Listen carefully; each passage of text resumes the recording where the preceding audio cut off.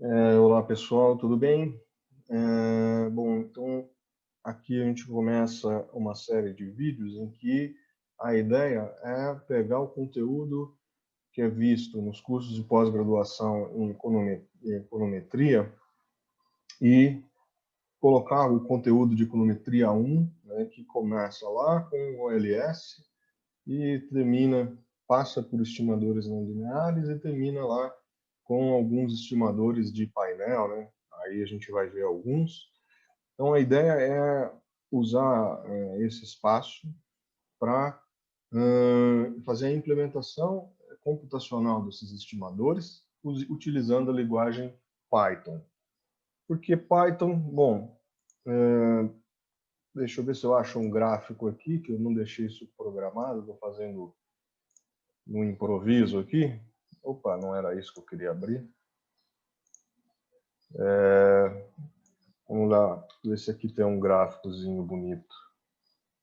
Não vai estar aqui. Bom, não é aqui que está o gráfico. Deixa para lá o gráfico. Bom, basicamente, a linguagem Python tem crescido exponencialmente o uso dela no mundo, especialmente por causa do emprego do Google, da linguagem Python pelo Google e grandes empresas de internet, por conta da implementação de algumas bibliotecas de machine learning, essa coisa de ciência de dados que tem crescido muito no uso de grandes bases de dados, e o Python tem sido a linguagem majoritária o conjunto de bibliotecas tem sido desenvolvido dentro da linguagem Python. E aí, cientista de dados, naturalmente, tende a usar essa linguagem, e parece que tem havido uma convergência de muitas áreas em economia para essa nova área de conhecimento tem sido chamada de ciência de dados, né? Então, uma classe de estimadores que se desenvolveu ali dentro para lidar com essas bases de dados muito grandes, essa classe de estimadores ela tem sido implementada majoritariamente dentro do Python, e aí, naturalmente, o número de usuários tem crescido muito, né? E aí, conforme você tem gente usando, essas pessoas ensinam novas pessoas, ensinam outras, e aí a coisa meio que cresce exponencialmente. Existem, claro, várias outras linguagens em que a programação computacional científica pode ser usada, né? O Python é uma delas. Tem o Fortran, que talvez tenha começado dado início a essa preocupação dos programadores de ser consistente com aquilo que é visto dentro da teoria científica, né? Então, Fortran, por exemplo, né, para quem não conhece, nada mais, o for vem de fórmula, e o tran de translator, né, tradutor de fórmula. Então, a ideia é que a linguagem fosse muito parecida com a teoria que é desenvolvida, né? Então, os físicos, astrofísicos, etc., desenvolviam teorias, e aí eles queriam confrontar essas teorias com modelos, ou, desculpa, traduzir essas teorias em modelos matematizados que fossem implementáveis no computador, e daí surgiu o Fortran. E a linguagem científica computacional, ela vem com esse mesmo princípio de tentar ser uma contrapartida computacional daquilo que se vê na teoria.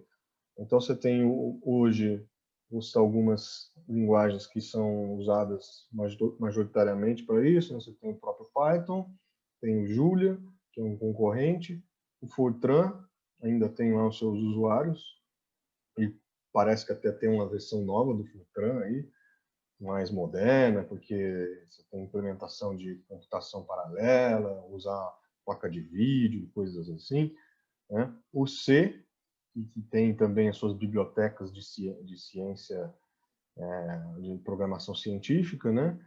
E, enfim, aí você já tem outras que não são linguagens de alto nível, mas que são muito usadas. Vou citar o MATLAB, o R, que são amplamente usadas, enfim. E essas linguagens, elas diferem um pouco dos softwares que são usados para econometria, como o Stata, como o Views, e tantos outros, porque essas linguagens elas têm uma eficiência computacional muito maior. Elas conseguem operacionalizar as contas conversando diretamente com o processador do computador, então provavelmente elas são mais rápidas, potencialmente. MATLAB até que não, MATLAB consegue ser muito eficiente, mas é uma particularidade daquela linguagem. Tipicamente esses softwares eles são mais lentos e têm um pouco mais de dificuldade para lidar com grandes bases de dados, coisa que essas outras linguagens elas podem ser otimizadas e ter bibliotecas desenvolvidas especificamente para esse tipo de finalidade. Então faz muito sentido a gente usar essas linguagens de alto nível, né, como Python, como C, como Fortran, como Julia, especialmente porque aqui a gente tem uma contrapartida natural daquilo que vem da teoria. Esse é o propósito do curso. Pegar aquilo que é aprendido na teoria, as fórmulas que são desenvolvidas, as formas fechadas ou não fechadas dos estimadores, e ver como é que a gente coloca aquilo no computador e o que a gente consegue aprender, né, usando a linguagem como um instrumento de aprendizagem, né, um instrumento pedagógico. Então, o propósito não é tanto aqui, não é tanto formar programadores, né, de jeito nenhum, mas sim ter aqui um complemento para aquilo que é visto na teoria de econometria. Tá joia?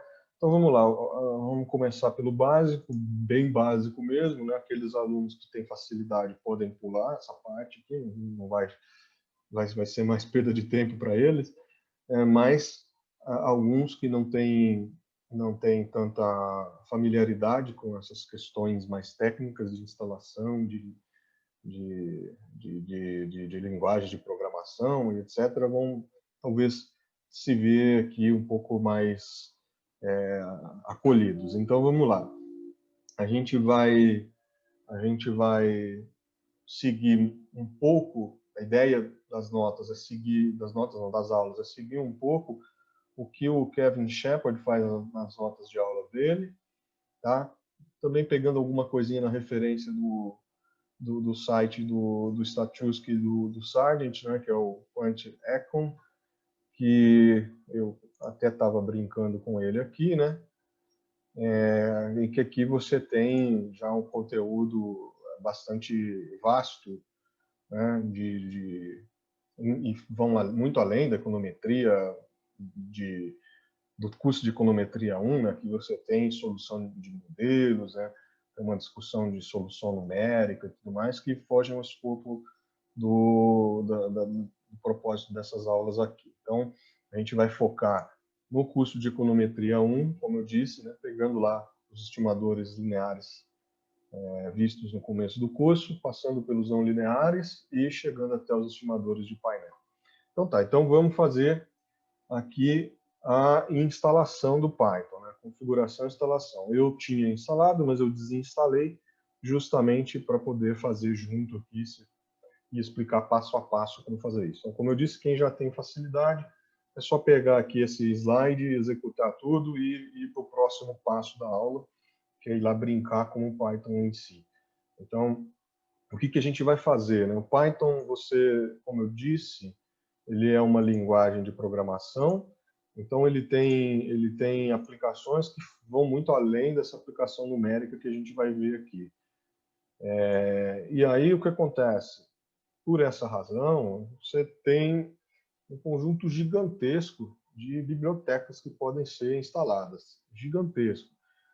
Aqui o propósito é simplesmente usar as aplicações numéricas dele. Então, ao invés da gente instalar o Python puro, bruto, e ir adicionando os pacotes que nos serão úteis, a ideia é já pegar alguma coisa meio pronta, que já tem lá um core, né, um núcleo de bibliotecas que a gente vai fazer uso, né? Então, o primeiro pacote que a gente vai usar é o Anaconda, né, que usa o Conda, né, o Anaconda, obviamente, faz referência a esse pacote Conda, né, e ele já vem com uma série de outros pacotes que são direcionados, mais frequentemente usados exatamente por pessoas que fazem uso dessa ciência, da computação científica, né? Vamos chamar assim. Então, ao invés da gente ir lá no python.com, vamos no anaconda.com/downloads.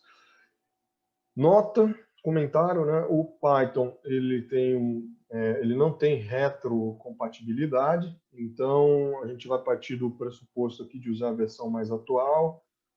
Hoje essa versão é a 3.9, e aí a gente vai fazer a instalação do Conda, do Anaconda, e atualizar o Conda e o Anaconda em seguida. Então esses comandos aqui vão servir para isso, eu vou explicar na hora que a gente chegar lá. Então vamos copiar aqui o endereço ou digitar lá no navegador, tanto faz, né? Deixa eu só tirar o zoom, está me atrapalhando com o botão dele ali. Então vamos lá, anaconda/download. Aí a versão individual dele é grátis, né? Se você estiver falando de uma grande empresa, provavelmente eles vão querer te cobrar, mas para uso em casa, doméstico, é gratuito. Então, a gente clica ali em download, ele vai jogar aqui nas opções. Como eu disse, né, o Python está na 3.9, mas essa instalação ela está na 3.8, então por isso que depois a gente tem a opção de atualizar. Tá? Eu vou usar a instalação do Windows. Eu não vou fazer o passo a passo com a instalação do Mac, porque eu não tenho Mac. E também não vou fazer a instalação do Linux, porque eu acho que quem usa Linux vai tirar de letra essas instalações, esse passo a passo aqui, não vai precisar nem seguir. Ele daqui ele já vai saber se virar. Então, vamos focar no usuário de Windows, que tipicamente não tem tanta familiaridade com essas coisas de instalação, de linguagem computacional e etc. Então, vamos fazer o download. Aqui minha internet ela é relativamente rápida, então são 467 megas. Isso demorará um pouco se a sua internet não for tão rápida. Aí eu vou pedir para você pausar o vídeo e fazer o download e depois abrir já o arquivo para a gente se sincronizar na instalação. Para aqueles que já fizeram a instalação, que foi tão rápido ou mais rápido quanto o meu, quer dizer, já fizeram o download, né? E o arquivo chegou mais rápido ou tão rápido quanto o meu, a gente vai simplesmente abrir o instalador, clicar em Next, aceitar aqui. Eu vou instalar para todos os usuários da minha máquina, mas se você quiser, se tiver mais de um usuário aí, se quiser instalar só para você, é uma alternativa. Eu, como tenho vários aqui, eu vou preferir que todos eles tenham acesso, né, ao Python. Lembrando que a gente está instalando o Anaconda e o Anaconda ele já vai instalar o Python, tá? A gente não vai precisar ir lá pegar o Python dentro do python.com e tal. O Anaconda é um pacote que já vai trazer as instalações. Aqui tem uma parte que é importante, que se isso aqui não estiver configurado de forma correta, na hora que você for usar as interfaces que vão te conectar à linguagem Python em si, ou ao Python em si, né, você não vai conseguir rodar o Python, né? Então a gente vai deixar essa opção aqui ativa. Essa daqui você não precisa deixar ativo. Se você tiver um pouco mais de familiaridade com isso, você pode ativar e depois configurar manualmente. Mas se você deixar essa opção ativa, o próprio Anaconda vai configurar para você e deixar o Python sendo acessado pelos softwares que você vai usar para se conectar a ele depois. Então, essa configuração aqui é necessária para que funcione corretamente depois. Então, vamos lá, fazer a instalação. Aqui, de novo, talvez meu computador seja mais rápido que o seu. Se fosse o caso, pause o vídeo se você vê que eu vou dar um passo à frente. Então, pause o vídeo para me esperar a sua instalação chegar ao mesmo ponto que a minha aqui vai estar, né, para a gente sempre ir sincronizado. Ou, se você quiser, né, diminua a velocidade do vídeo aí e tente ver se dá para ficar mais ou menos parecido com o meu. Se o seu estiver mais rápido, na hora que ele aparecer o Next ali, você pode aguardar um pouquinho até o meu ser completado. Então vamos lá, não demora muito isso, é rápido. por isso que eu não vou pausar o vídeo. Então aqui a gente já vai ter pronta a instalação e pré-configurada, né? Isso é uma das vantagens de você usar uma compilação né, vamos chamar assim, de bibliotecas como a Anaconda. Tem outras aí disponíveis, como eu disse, mas a Anaconda é legal porque ela já é meio que pensando para o usuário como nós vamos ser aqui no curso. Aí, se você quiser, você pode ler o tutorial, acompanhar o tutorial aí na versão. Nós não vamos fazer isso, porque a ideia da aula é justamente ser um tutorial aqui para vocês, essa primeira aula. Então tá, então acabamos a instalação, e agora o que a gente tem que fazer? Instalar, primeiro fazer o update, né, para deixar na versão mais atual, e depois instalar a extensão, uma extensão que vai ser bastante útil, porque a ideia do curso é usar a interface do Jupyter. É bem legal, porque ela é super conveniente para a gente apresentar resultados. Então, para o cientista de dados, né, vamos chamar assim, alguém que está debaixo de um guarda-chuva aí de um monte de áreas englobando as ciências sociais também, né? Você ter a apresentação dos seus resultados de uma forma conveniente é legal. E este cara aqui, o Jupyter, ele tem um monte de ferramentas para tornar os nossos exercícios bem apresentáveis. É super legal. Inclusive o Markdown, que é uma ferramenta super útil para apresentar resultados, ele já vai deixar tudo formatado, enfim, super legal. Bom, o que vocês vão fazer? Deixa eu só ver se a minha tela está certa aí, eu não estou vendo coisa verde.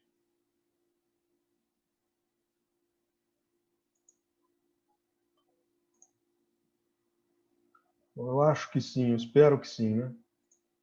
Se minha tela não estiver certa, aí eu estou perdido. Deixa eu fazer o share aqui de novo.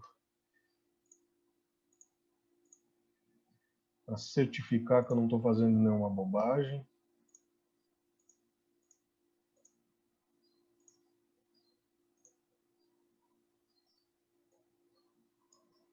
Vamos lá.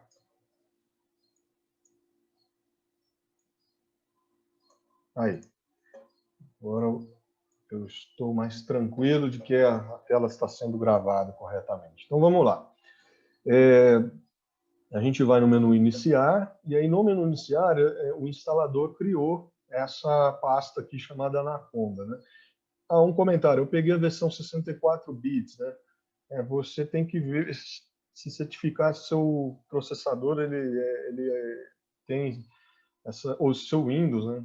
É 64 bits. Se ele não for, você não vai conseguir instalar. Então vai lá e troca pela versão de 32 bits. Mas hoje em dia eu acho que pouquíssimas pessoas no mundo têm, a não ser que seu computador for muito antigo, né? Pouquíssimas pessoas usam o Windows 32 bits, né?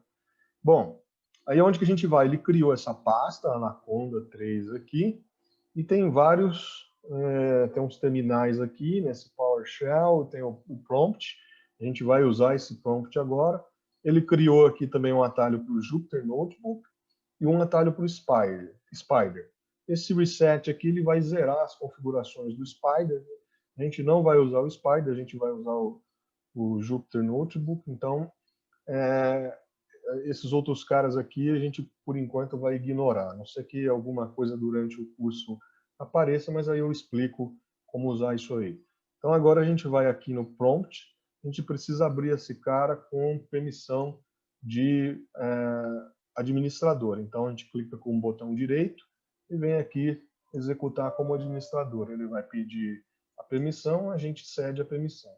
E aí o que a gente vai fazer, cada um desses caras que estão aqui, né, a gente vai usar isso aqui um de cada vez, vai copiar e executar aqui no prompt cada um desses caras um de cada vez. Então, a gente vem aqui, copiar, cola e aperta Enter. Se você apertar Ctrl V ou apertar o botão direito, ele já cola e já dá o comando ao mesmo tempo. Então nem precisa apertar Enter. Tá? E aí ele vai procurar para ver se tem necessidade de fazer o update ou não.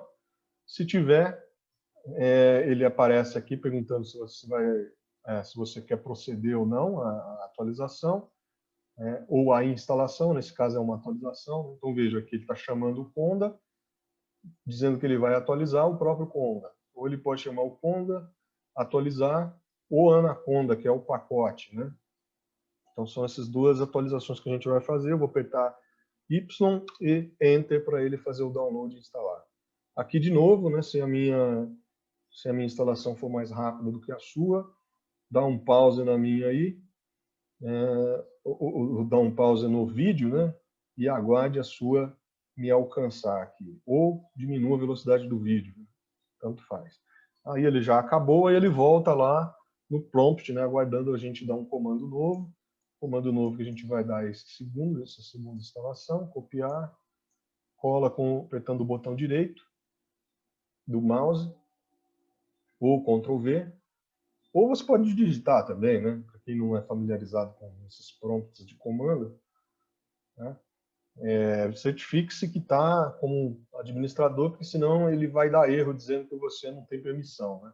Então tá vendo aqui, está como administrador, né? Se o seu Windows não for Windows 10 e você não souber como executar coisas como administrador, não é tão diferente. Você vai achar a pasta lá e aí você vai encontrar em algum lugar do seu menu iniciar este cara aqui, o Anaconda Prompt, ou até você pode escrever aqui, né, Anaconda, e aí ele aparece ali. Aí vai ter aqui, executar como administrador, né? Tanto faz, pode ir das duas formas. Bom, aí aqui ele me perguntou se eu quero instalar, vou colocar assim de novo, yes, né, o Y. Aí ele vai atualizar os pacotes. Veja que tem alguns que são até razoavelmente grandes, né? 19 MB, então 10, 18. Então, talvez a minha internet seja mais rápida do que a sua e vai acabar bem mais rápido aqui. Então, se fosse o caso, na hora que vocês perceberem que eu acabei esse passo, dá um pause no vídeo, me alcance e continue o vídeo de novo. Esse pacote, o Anaconda, né, ele já é bem mais cheio de coisas. Então veja que a gente baixou isso do site, era a última versão e já tem updates, né? Então, nem sempre o pacote que eles colocam lá no site deles é o que tem mais recente, né? Mais atualizado.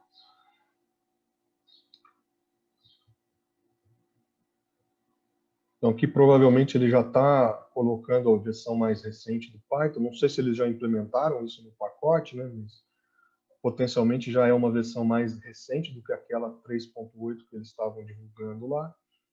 Não necessariamente, eu não chequei essa informação, mas isso é só para dizer que se você mantiver o seu Anaconda atualizado, potencialmente você está já colocando as versões do Python que a equipe do Anaconda incorporou ao Anaconda já.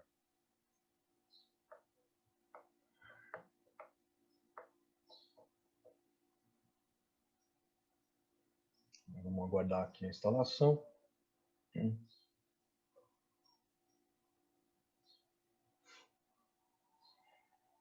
Espero que a minha internet não caia, né, enquanto eu faço o vídeo, para não ter que depois editar, porque dá um trabalho grande ficar editando isso. Felizmente o Zoom ele ajuda bastante em gravar essa tela, né, a tela do computador, e ficar num tamanho bem conveniente, né? O vídeo não fica tão grande. Agora, quando você edita, não sei porquê, se alguém souber e puder me ajudar, os vídeos ficam saindo de 300 MB, vão para 3 GB.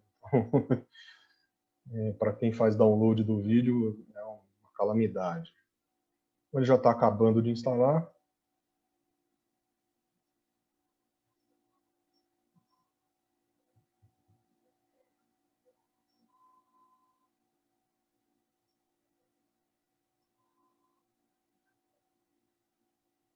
Talvez o meu aqui ele vá ter coisas a mais do que o seu, configurações a mais, porque eu já tinha instalado o Anaconda e talvez alguma coisa que está aqui ele está, sei lá, atualizando, enfim. Mas É só aguardar, não tem mais nada que ser feito. Era só até apertar aquele Y, pronto, done, ele já acabou. Ele vai voltar aqui no prompt, aguardando a gente dar um comando. Eu já vou copiar isso aqui, então agora a gente vai ter que ir aqui, cada um desses comandos a gente vai ter que ir fazendo aqui passo a passo. Tá? Então, olha lá, ele acabou. Cola este outro aqui. O que é isso aqui? Isso aqui é uma extensão para o Jupyter, um conjunto de extensões, né, que oferece algumas ferramentas úteis. Uma delas, super útil, é o visualizador de variáveis, que ele não vem com ele instalado. O meu cachorro está latindo, provavelmente isso está aparecendo aí no áudio. Né? Aí até que foi rápido a instalação. Tá? Então vamos instalar o Jupyter e suas extensões. Esse antepenúltimo item aqui. Rapidinho ele instalou. Algumas configurações.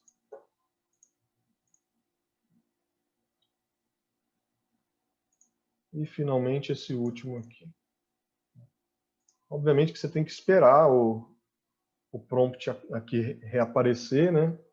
Aguardando o comando, para conseguir fazer a sequência de comandos. Então a gente saiu deste, foi fazendo um por um, até esse aqui, que é o último, a última instalação que a gente vai fazer. E a partir daqui, então, a gente já vai ter o Python instalado e pré-configurado para uso.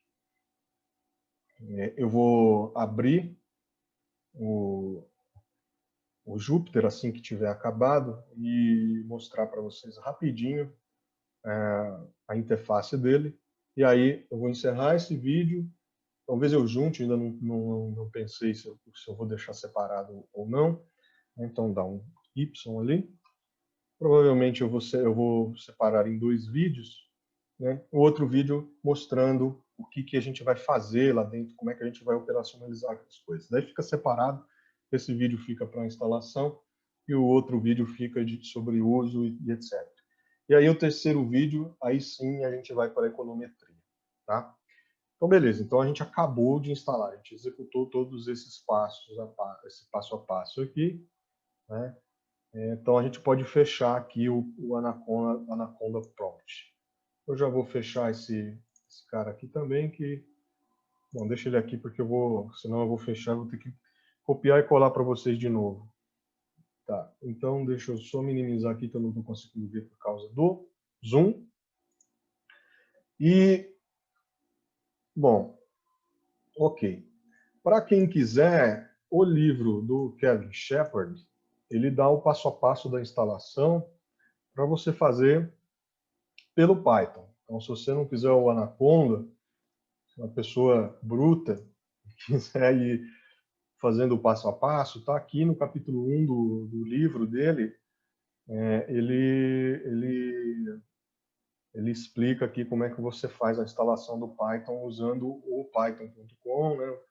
Aí você instala o Python, vai colocando os pacotes um a um. Vai te dar mais trabalho, só isso. E aí, para você acessar o Jupyter Notebook, obviamente que não vai ser pela pasta do Anaconda aqui. Então vamos lá, vamos para o Jupyter Notebook. E a única coisa que a gente vai fazer aqui é um teste que tem lá no site do QuantEcon, que a gente vai ver se está tudo funcionando. Tudo bem? Então, a gente vem aqui na pasta de novo, né? Menu iniciar, Anaconda 3, vem aqui no Jupyter Notebook. Ele vai abrir esse prompt de comando aqui, mas não vai ter nenhum prompt, né? E isso aqui você não pode fechar, tá? Essa janela aqui você não pode fechar. Veja que ele apareceu aqui embaixo, ó, né? Como é um ícone maluco aqui, uma folha branca, não sei por que está esse ícone. E aí ele vai abrir o Jupyter dentro do seu navegador. Aqui, este usuário meu, eu costumo usar o Chrome, navegador, mas esse daqui está com o Microsoft Edge. Se você tiver como navegador padrão Internet Explorer, ele vai abrir pelo Internet Explorer. Se for o Chrome, ele vai abrir pelo Chrome. Se for o Firefox, ele vai abrir pelo Firefox. e assim por diante. Tem outros, enfim, não me vem à cabeça mais nenhum outro, mas a depender do seu navegador padrão, ele vai abrir lá. Só que a cara dele é essa daqui. Ele é o Jupyter, o que ele é? Ele é a interface de uso de conexão ao Python, tá? Eu não vou explicar isso aqui agora, eu vou explicar no próximo vídeo.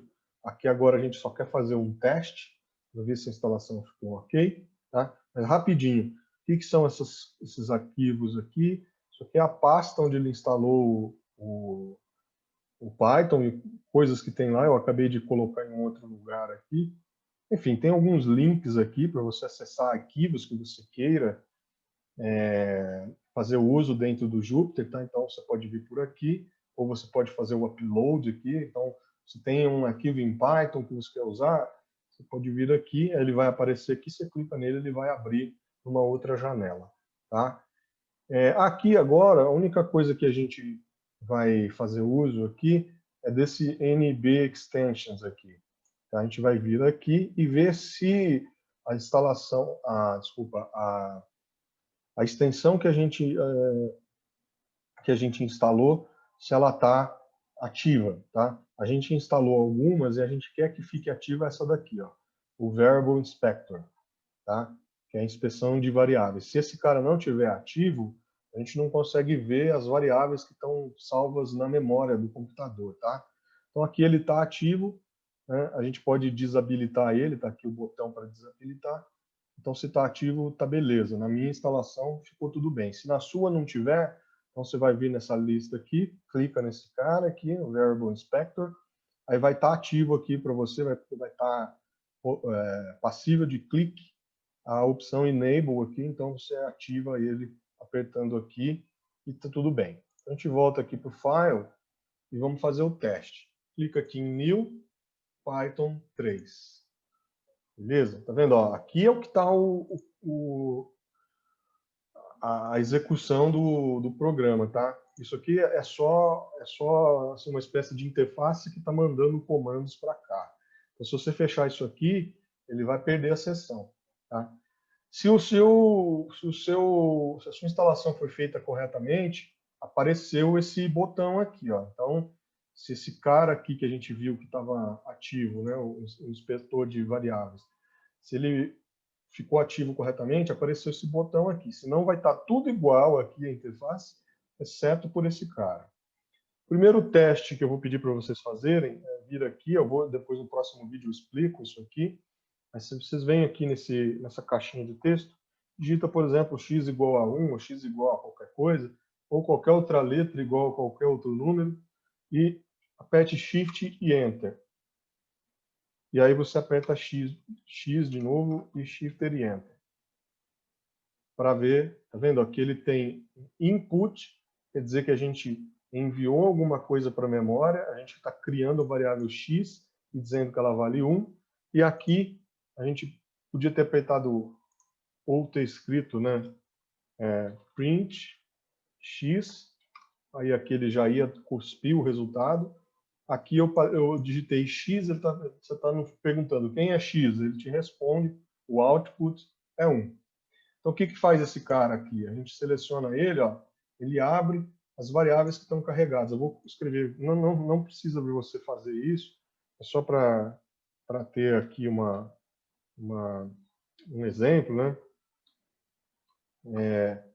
Aqui eu criei mais duas variáveis, y e w. Tá vendo? Ele criou aqui, ó, a variável w, ela tem tamanho da memória de 28, ela é um inteiro e o valor dela é 2, né? Porque eu peguei ela como sendo x mais x e o y igual a 4, mesma coisa na memória, porque a memória não faz diferença qual é o valor do caractere, mas quantos caracteres estão lá dentro, né?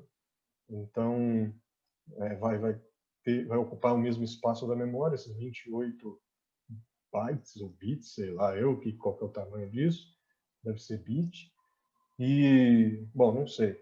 Enfim, seja lá o tamanho que for, é muito pequeno 28. Né? Se tiver uma matriz muito grande, vai estar um número bem maior. Enfim, e são todos números inteiros. Se a gente colocar aqui, por exemplo, uma variável i igual a 1 0.6, aí ele vai aparecer float. Float é número que tem decimal, tá? O número inteiro ele salva como inteiro, o número decimal ele salva como float. E aí, enfim, vai depender do tipo de variável que você está criando. Se for uma variável que é só uma letra, ela tem letras e números, mas tem letra, aí você vai criar strings. Enfim, não é o propósito da aula. O propósito da aula era só ver se estava tudo certo. Então, vamos fazer o teste. Bom, então vamos fazer o teste aqui, né, que eu falei que a gente ia fazer, para verificar se está tudo certo com o Python. Então, a gente vai lá no QuantEcon. Deixa eu voltar aqui. Então, a gente vem aqui, python.quantecon.org, tá? E aí, a gente clica aqui, ó, Programming, e aqui no item 2, Setting up your Python environment, tá? Aí aqui desce eu vou colocar, na verdade, né? Eu vou deixar pronto para vocês, não precisa vocês fazerem isso não, vai?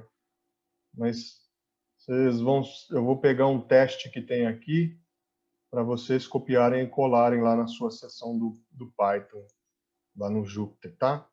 E a ideia é que vocês consigam gerar esse gráfico aqui. Se conseguir, joia, tá tudo bem, o teste foi um sucesso.